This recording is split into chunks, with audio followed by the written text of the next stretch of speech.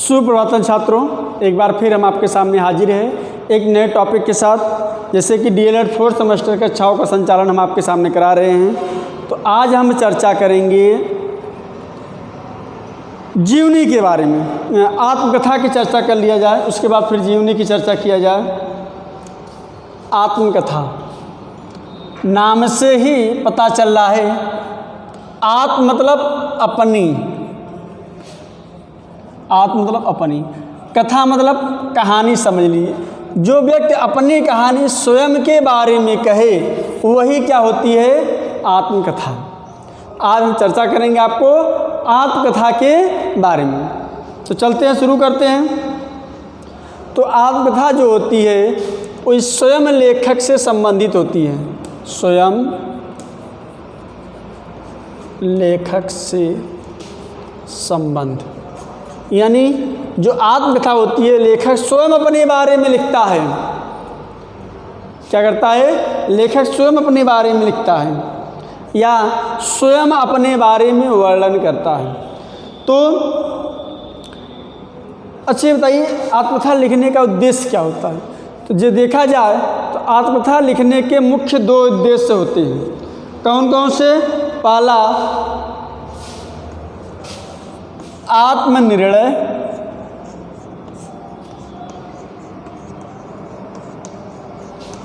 या आत्मनिरीक्षण।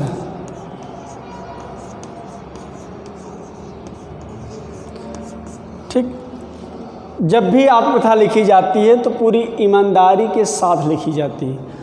गुण और दोष दोनों होनी चाहिए। स्वयं अपनी निरीक्षण करनी चाहिए कि वास्तव मेरे अंदर क्या है क्या नहीं। क्यों? क्योंकि आत्मकथा जब व्यक्त करते हैं तो जरूरी नहीं कि हर बात उसी के अनुरूप हो।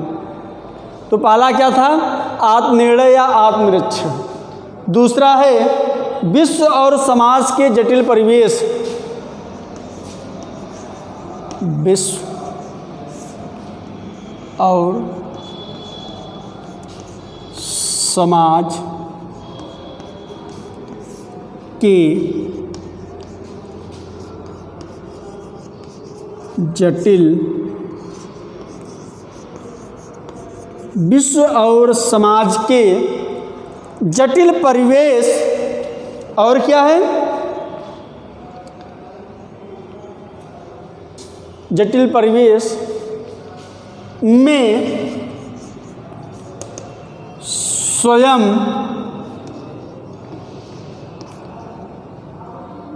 जानने एवं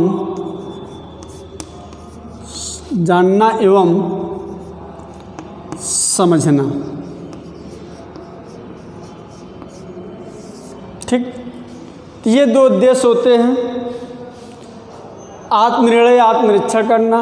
दूसरा, विश्व और समाज का जो जटिल परिवेश है, जटिल जो माहौल है, उसमें स्वयं को वाकना एवं समझना ही क्या है, ये आत्मकथा है। ठीक, समझना। तो देखा जाए तो आत्मकथा के जो सबसे बड़ी गुण होना चाहिए लेखक में जो आत्मकथा का सबसे बड़ा गुण होना चाहिए वो क्या होनी चाहिए? भाई, आप अपने बारे में कोई चीज़ कह रहे हैं तो सबसे बड़ी चीज़ होनी चाहिए ईमानदारी। क्या होना चाहिए? ईमानदारी। यदि ईमानदारी अगर आप में नहीं होगी तो आपका आत्मकथा लिखना व्यर्थ है कि नहीं है? चूँकि लेखक स्वयं अपने बारे में लिख रहा है। अगर वह कहीं आत्मग्रसित हो गया तो जहाँ ही आत्मग्रसित हुआ वही मान लीजिए आत्मों से बच जाता है। यानी आत्मों से बच सकने वाला आत्मकथा लेखक में एक दूसरा महत्वपूर्ण गुण भी उत्पन्न हो जाता है। वह गुण है अपने युग और समाज के प्रमाणिक दस्तावेज प्रस्तुत करना। देखा जाए यदि इस ईमानदारी से यदि आप नहीं बच पाएंगे तो आत्मकथा की जो गुण नहीं आ पाएगा जो गुण आप देना चाहते हैं, जो आप दिखाना चाहते हैं। इसलिए आत्मकथा में सबसे अधिक ज़रूरी है क्या? ईमानदारी के गुण होने चाहिए। इसी कारण सामान्य पाठक भी किसी आत्मकथा को उपयोगी और रुचिकर मानते हैं। अब आत्मकथा की बात की जाए तो किसने आत्मकथा लिखी है? राजेंद्र प्रसाद का नाम आप लोग सुने होंगे। राजेंद्र प्रसाद, उन्होंने स्वयं आत्मकथा लिखी है। वो है, नाम ही है आत्मकथा। राजेंद्र प्रसाद की बात कर रहे हैं, भारत के प्रथम राष्ट्रपति। उन्होंने क्या लिखा है? आत्मकथा। उसके बाद अमिताभ बच्चन के पिता के नाम आप लोग सुने होंगे, हरिवंश राय बच्चन। बहुत ही प्रसिद्ध आत्मकथा है हरिवंश राय बच्चन। बहुत महत्वपूर्ण है, एग्जाम में बहुत पूछता है, इसको याद कर लीजिएगा। हरिवंश राय बच्चन की आत्मकथा का क्या नाम है? बहुत ही फेमस एवं प्रचलित है, क्या भूलूं क्या याद करूं।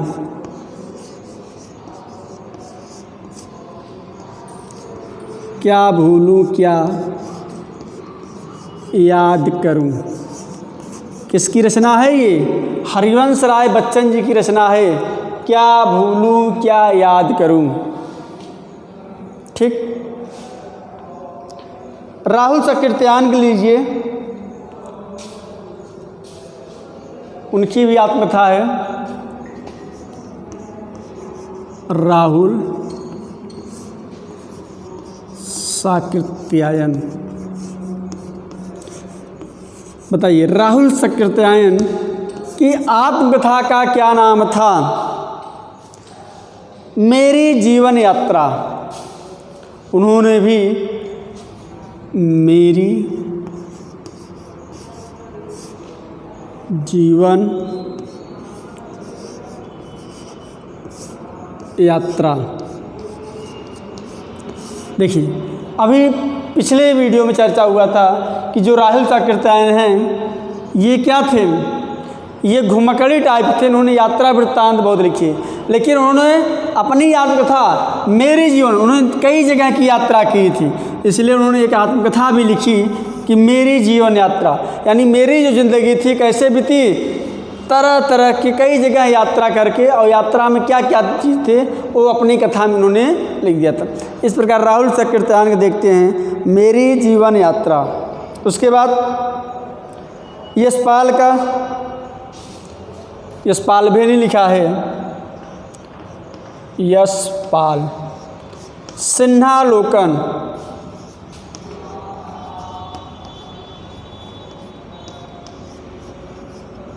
सिन्हालोकन मतलब शेर को उन्होंने देखा होगा, उसी से संबंधित उन्होंने अपनी आत्मकथा लिखी है।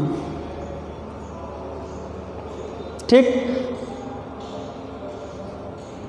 तो आत्मकथा हिंदी साहित्य की एक ऐसी विधा है जिसमें लेखक स्वयं अपने जीवन के विभिन्न घटनाओं का वर्णन, चाहे सुख की हो चाहे दुख की हो, उसमें ईमानदारी के साथ का वर्णन करता है। किसमें? आत्मकथा में। और देखा जाए तो यह जो होती है पूरी अपने ऊपर निर्भर करती है, अपनी शैली, अपना आकार, अपना जीवन यापन, ये सब किस पर निर्भर करता है? आत्मकथा के ऊपर।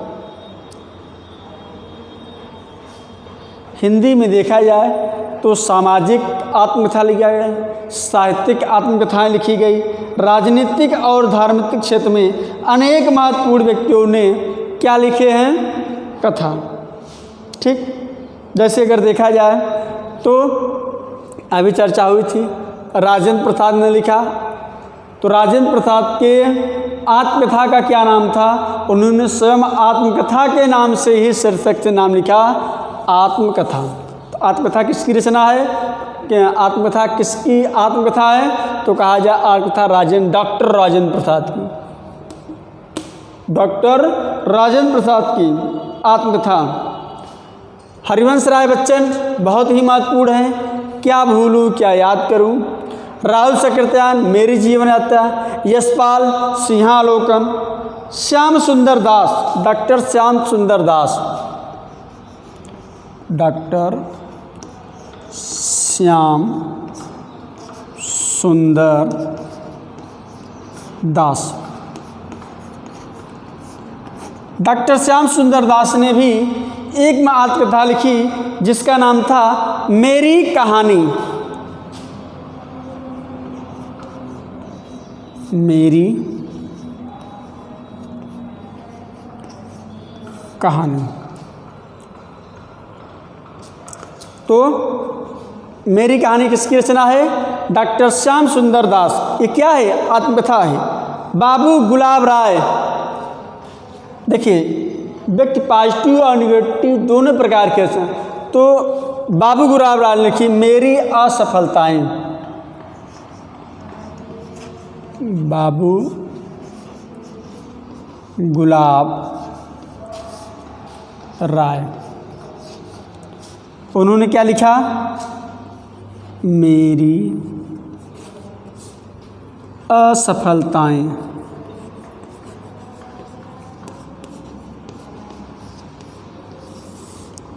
ठीक, तो मेरी असफलताएं किसकी रचना थी? आत्मकथा थी बाबू गुलाब राय की।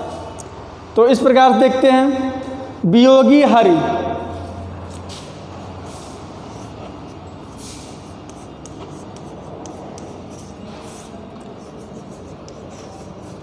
वियोगी हर ने भी एक आत्मकथा लिखी थी मेरी जीवन प्रवाह। मेरी जीवन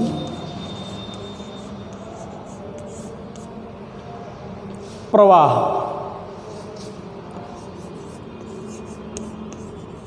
इस प्रकार एक बार फिर देख लीजिए और इसको दिमाग में सेट कर लीजिए कि ये कुछ महत्वपूर्ण आत्मकथाएं हैं। ठीक, तो एक बार देख लीजिए इसको और पढ़िए। डॉक्टर राजेंद्र प्रसाद की रचना क्या नाम था? आत्मकथा। हरिवंश राय बच्चन का क्या भूलूं क्या याद करूं, राहुल सकृत्यायन का मेरी जीवन यात्रा, यशपाल का सिंहालोकन, डॉक्टर श्याम सुंदर दास का मेरी कहानी, बाबू गुलाब राय की मेरी असफलताएं और वियोगी हर की मेरी जीवन प्रवाह। ये इनके कुछ महत्वपूर्ण। अब है पांडे राय बच्चन। इन्होंने भी एक महत्वपूर्ण आत्मकथा लिखी थी। ठीक, तो क्या भूलूं क्या याद करूं किसकी रचना है? ये बहुत महत्वपूर्ण है। एग्जाम में कई बार पूछा गया है कि हरिवंश राय बच्चन की आत्मकथा का नाम लिखिए। तो हरिवंश राय बच्चन की आत्मकथा का नाम क्या था? क्या भूलूं क्या याद करूं। कभी कभी पूछता है क्या भूलूं क्या याद करूं, किसकी आत्मकथा है? डॉक्टर राजेंद्र प्रसाद की, वियोगी हर की, हरिवंश राय बच्चन। तो हरिवंश राय बच्चन का एक बहुत ही महत्वपूर्ण है क्या भूलूं क्या याद करूं। पांडे बेचन शर्मा उग्र। पांडे बेचन शर्मा उग्र। उग्र क्या था? उग्र इनका टाइटल था। इन्होंने एक कथा लिखा है अपनी खबर।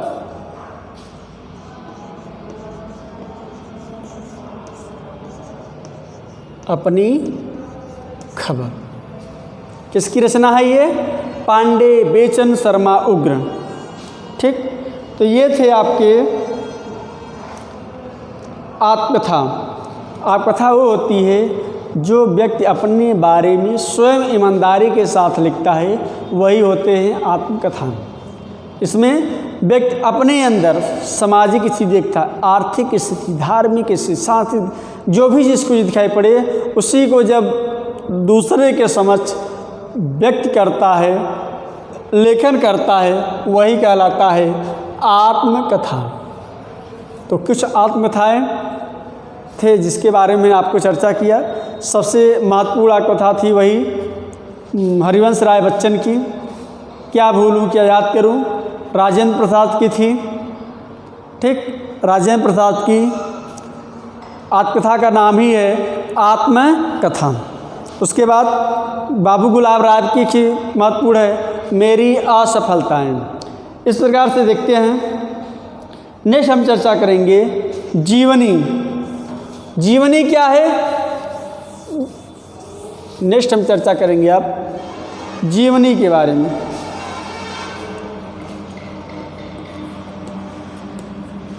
नाम ही है जीवनी। आप किसी भी,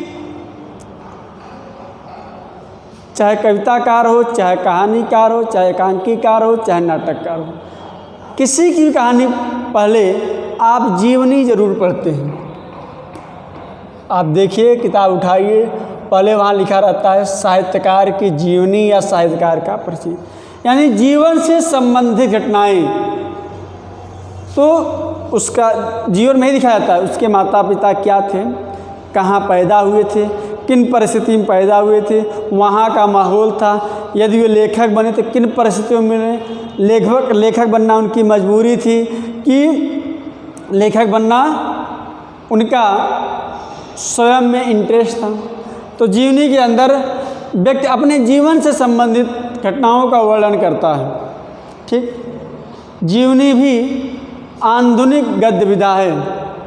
ये भी हिंदी साहित्य का एक भाग है। कहा जाता है आधुनिक गद्य विधा। जीवनी भी क्या है? ये आधुनिक गद्य विधा है। और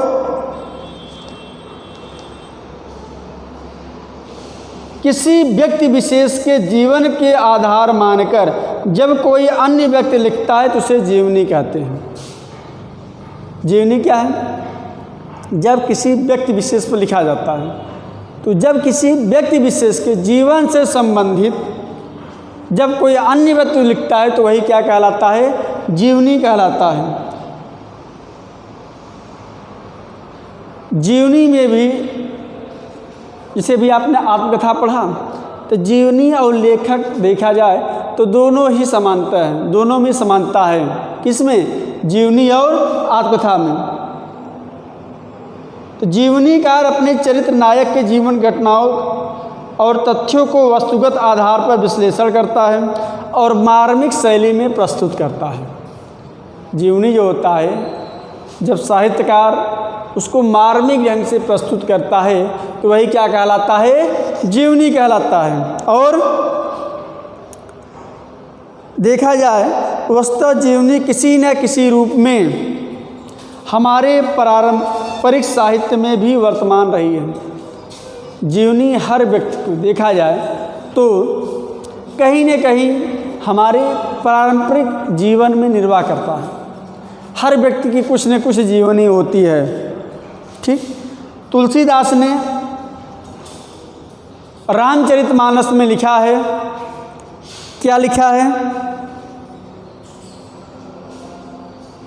उन्होंने भी लिखा है रामचरितमानस में, जिसमें मर्यादा पुरुषोत्तम राम के जीवन की घटनाओं का अभिव्यक्त किया गया है। तो रामचरितमानस क्या है?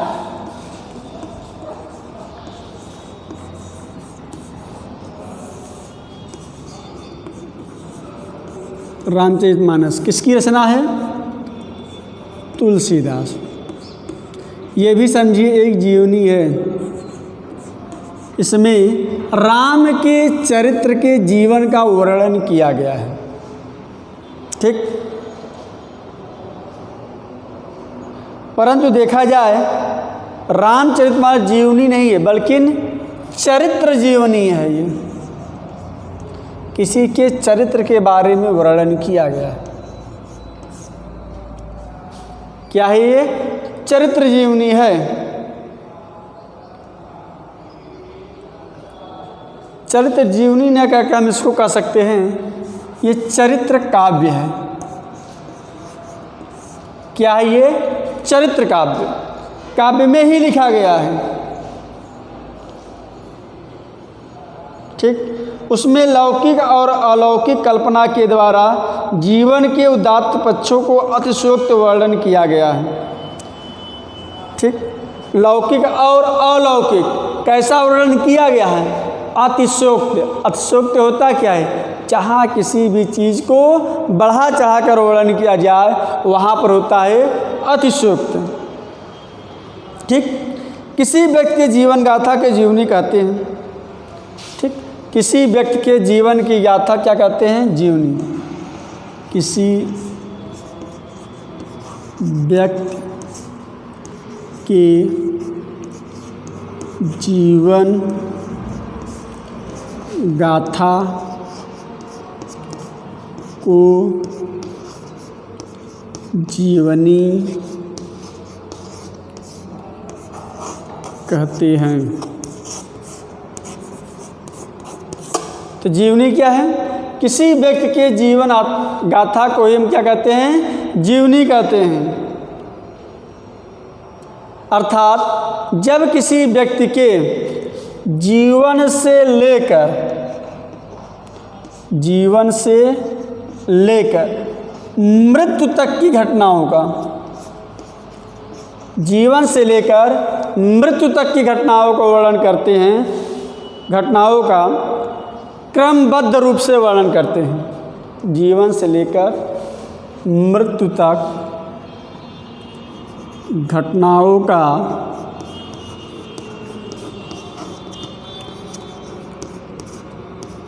क्रमबद्ध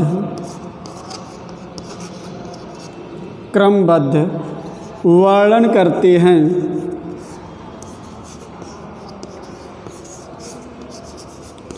तो क्या कहलाता है? वो जीवनी कहलाता है।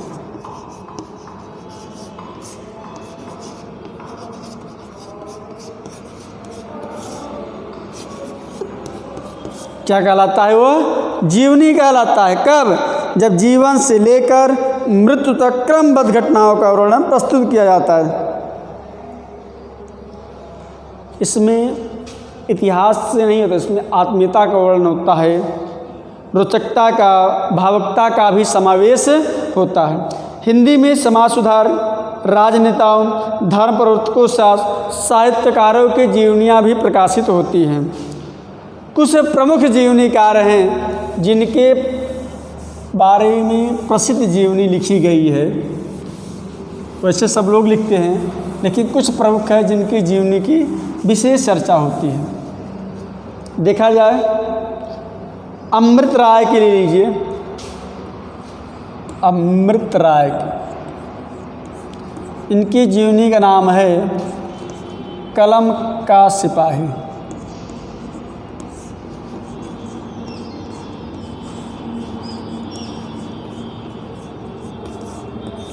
जीवनी क्या नाम है? कलम का सिपाही। किसकी रचना है? अमृत राय की। डॉक्टर राम विलास वर्मा की निराला की साहित्य साधना। डॉक्टर राम विलास वर्मा, इनके जीवनी का क्या नाम है? बहुत ही अच्छी जीवनी है जिसका नाम है निराला की साहित्य साधना। निराला के बारे में लिखा है, निराला की साहित्य साधना। निराला की साहित्य साधना किसकी रचना है? डॉक्टर राम विलास शर्मा। जय प्रकाश भारती की उन्होंने भी जीवनी लिखी है। जय प्रकाश, किसके बारे में लिखा है उन्होंने? तिलक के बारे में। जय प्रकाश भारती किसके बारे में लिखा है? लोकमान्य तिलक। लोकमान्य तिलक किसकी रचना है? जय प्रकाश भारती की। विष्णु प्रभाकर, बहुत ही अच्छी रचना है। पूछता है विष्णु प्रभाकर, जीवनी का क्या नाम है? आवारा मसीहा। आवारा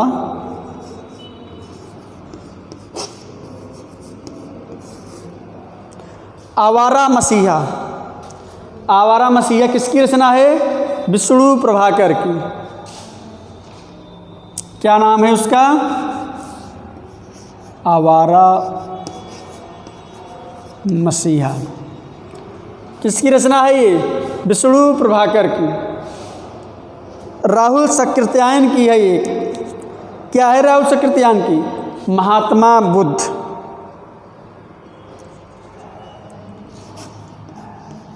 राहुल सकृत्यायन।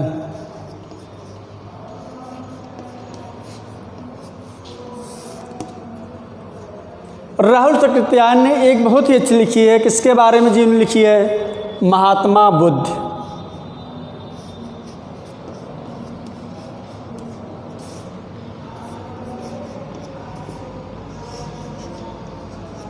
तो ये थे कुछ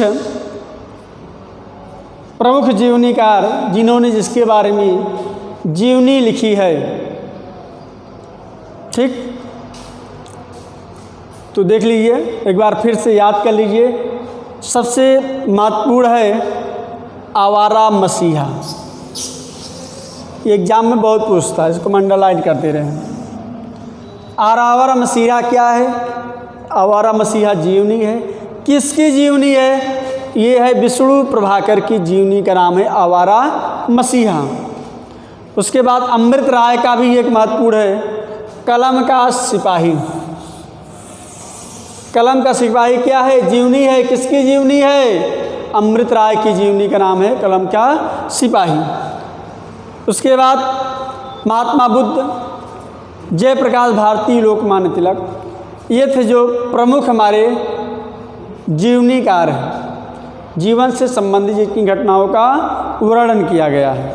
इस प्रकार से हम देखते हैं जीवनियाँ लोगों से, ठीक,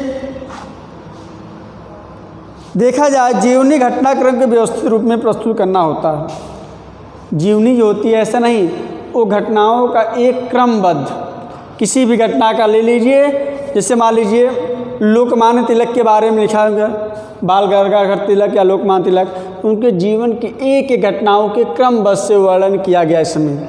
महात्मा बुद्ध के बारे में भी लिखा गया है जीवनी, तो उनके जीवन के कि उनका जीवन कहाँ, जन्म कहाँ हुआ, मोक्ष प्राप्ति के लिए उन्होंने क्या किया, घर क्यों त्यागे, कैसे किए, ये सब एक एक घटनाओं का इन सब में क्रमबद्धता के साथ वर्णन किया जाता है। तो जीवनी में ईमानदारी होनी चाहिए। जीवनी प्रमुख गुण क्या क्या होनी चाहिए? जीवनी में ईमानदारी होनी चाहिए, क्रमबद्धता होना चाहिए, पक्षपात पूर्ण होना चाहिए। पक्षपात नहीं होना चाहिए जीवनी में, ठीक। और जो इतिहास के जो तथ्य हैं उसको सही रूप से वर्णन किया जाना चाहिए। किसमें? जीवनी में। यदि ऐसा सफल हो पाता है, यानी ईमानदारी बरती है, पक्षपातपूर्ण है, सामाजिक दृष्टि से और सांस्कृतिक से महत्वपूर्ण होना चाहिए, तो एक अच्छी जीवनी सफल हो सकती है, ठीक। तो देखा जाए, हाँ, जो भी घटना होना चाहिए वो प्रामाणिक होनी चाहिए।